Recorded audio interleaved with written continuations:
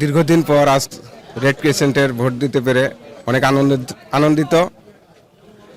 আমরা যেভাবে ভোট দিচ্ছি তাতে যাতে আমরা আমাদের এই রেড ক্রিসেন্টের দায়িত্ব পেয়ে তারা যেন খুব ভালোভাবে রেড ক্রিসেন্টটা পরিচালনা করতে পারে এই আশায় আমি ব্যক্ত করছি। দীর্ঘদিন পর Bangladesh red crescent society Kurigram ইউনিটের নির্বাচন অনুষ্ঠিত হচ্ছে। আমি একজন আজীবন সদস্য।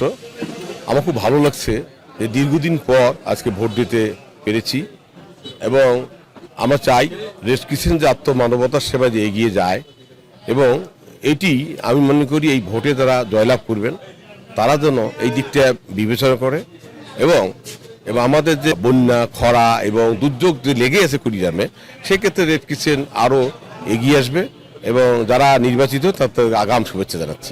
দীর্ঘ 14 বছর পর আজ কুড়িগ্রাম রেড ক্রিসেন্টের নির্বাচন অনুষ্ঠিত হচ্ছে। আনন্দ, উৎসাহ, উদ্দীপনায় সমাজের সমাজসেবক এবং রেড ক্রিসেন্টের যে সদস্যরা তাদের পছন্দের প্রার্থীদেরকে তারা ভোট দিচ্ছে।